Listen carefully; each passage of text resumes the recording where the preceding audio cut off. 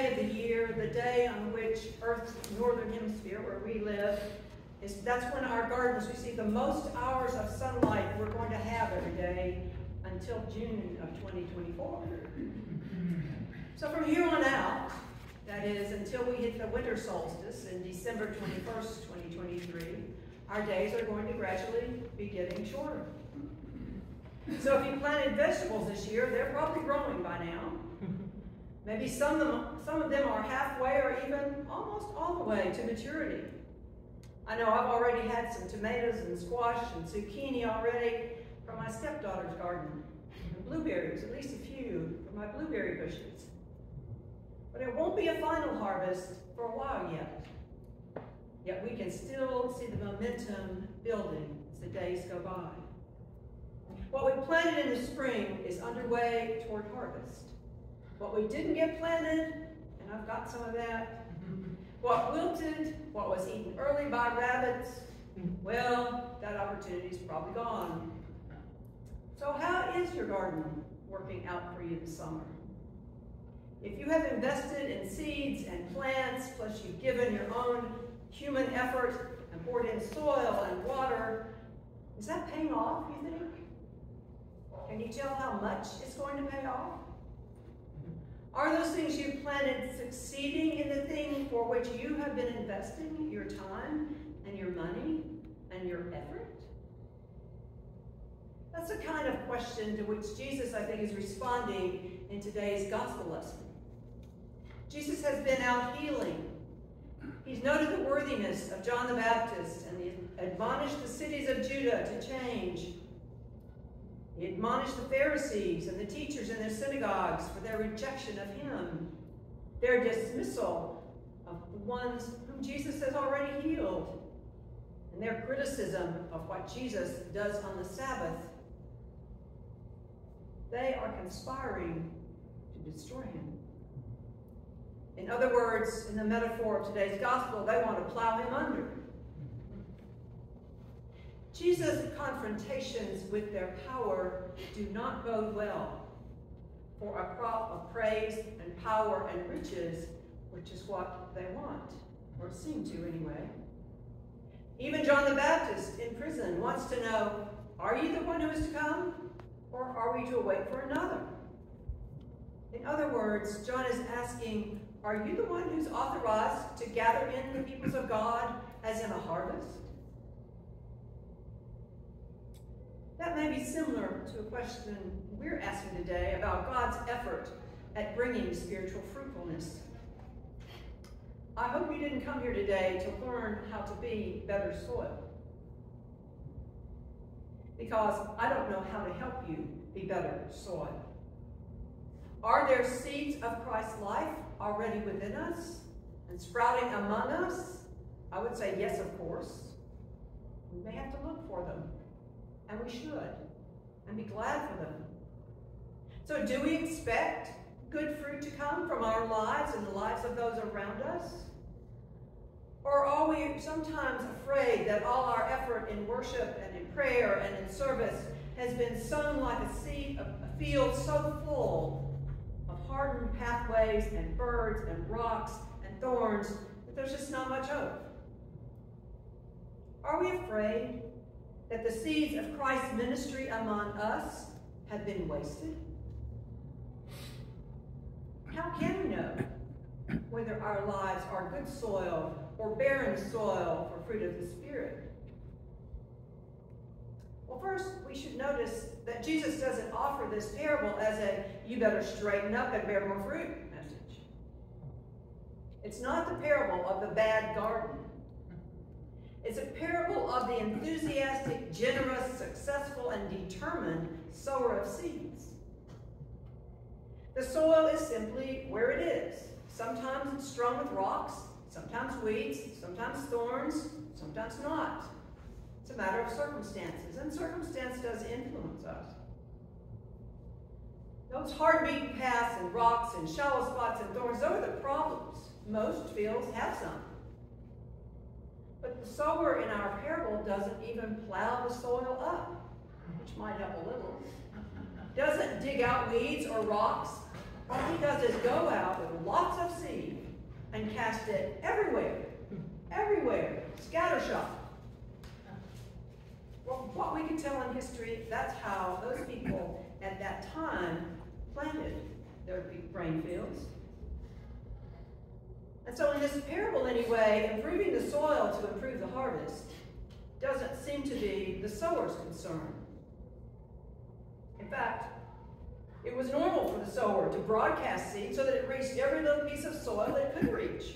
And then the farmer might, or might not, turn the earth over on top of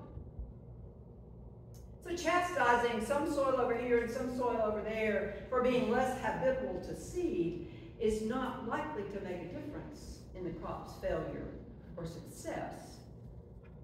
And it doesn't seem like the sower is angry that he's thrown all this seed out there, everywhere. This is the story of the confident, high-risk sower, God, who goes out to sow. And he does just that. He sows just as much seed as he can, everywhere he can, regardless of its statistical likelihood to produce fruit, because things happen. You don't know when it's going to rain. And after all, not scattering much seed at all is not likely to produce anything.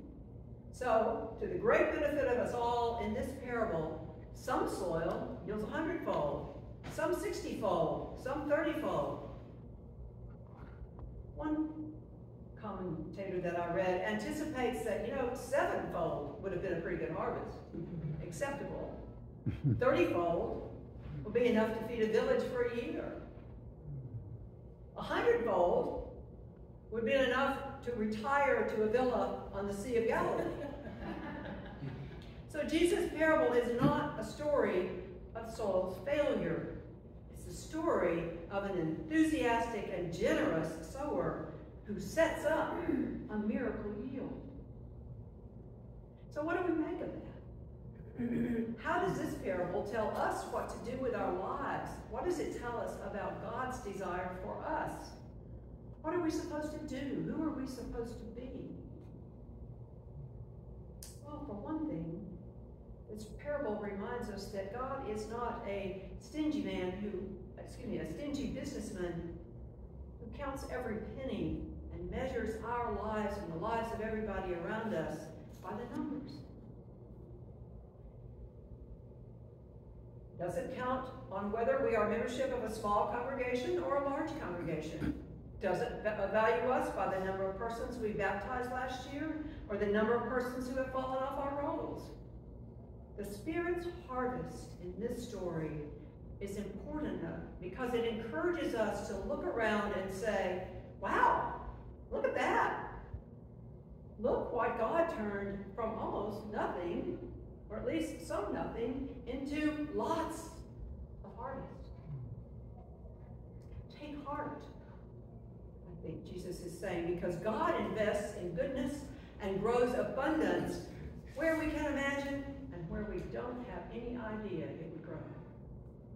In other words, there's no preaching in this parable to persuade the bad soil to turn into good soil. And I trust that you're not here for me to be your coach in that either.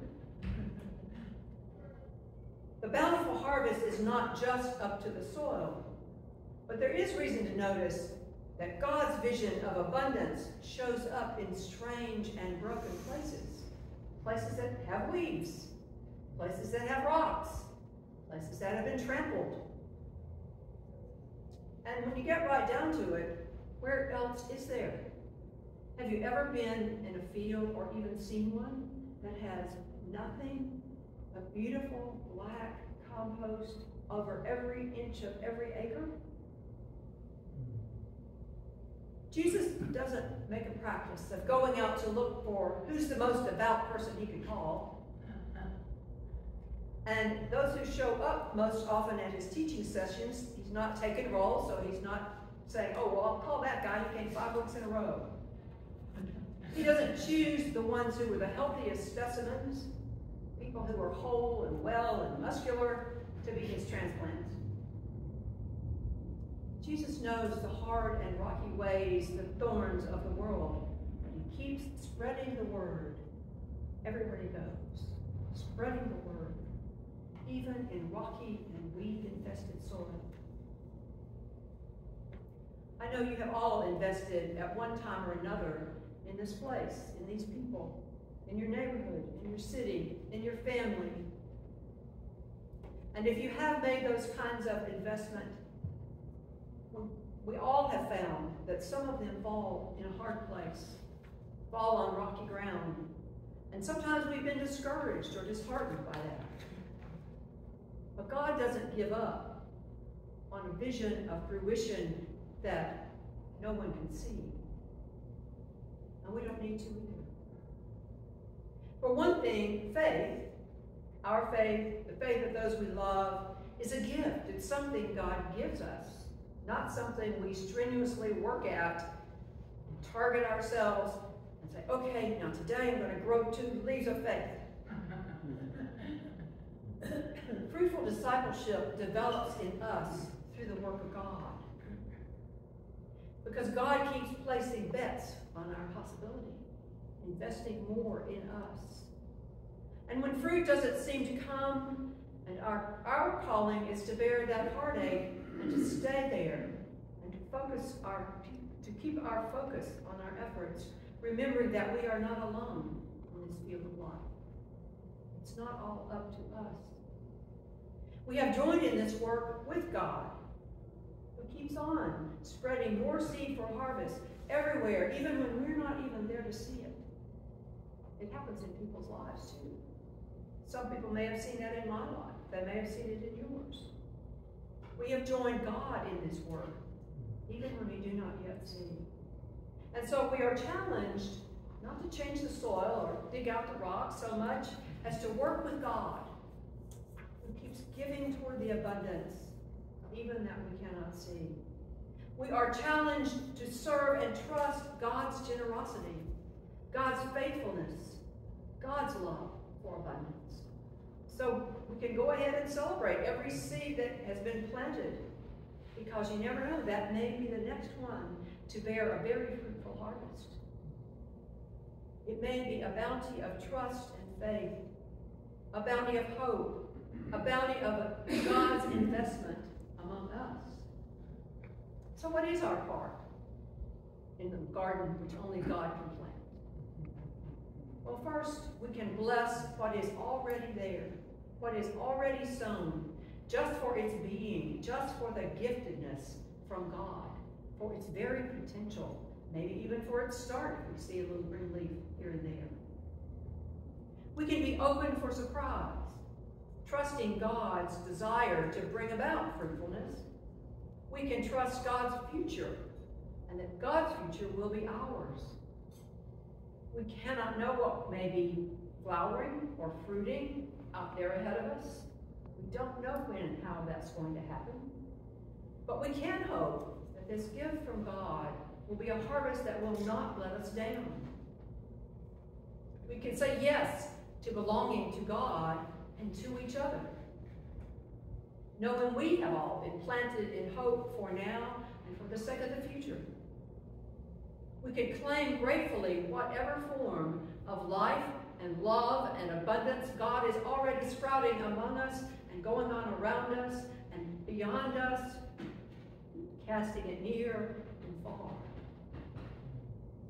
Because, of course, the world is not our garden, it's the sower's. Good soil or poor, weedy or rocky or thorny, it's the sower's garden. What we can do is rejoice in all that is, in all that grows. What we can do is give thanks. What we can do is be amazed and glad and celebrate that God never stops investing in us. We can look forward in hope because God keeps inviting us to join in on this miraculous harvest that we do not yet have the eyes to see. And we do that because we trust the giver. We trust the giver, and we are ready to say yes to surprise, because God surprises us so often. We can say yes to letting ourselves belong to each other and to God. and let ourselves be loved. Because that is how the hearts grow.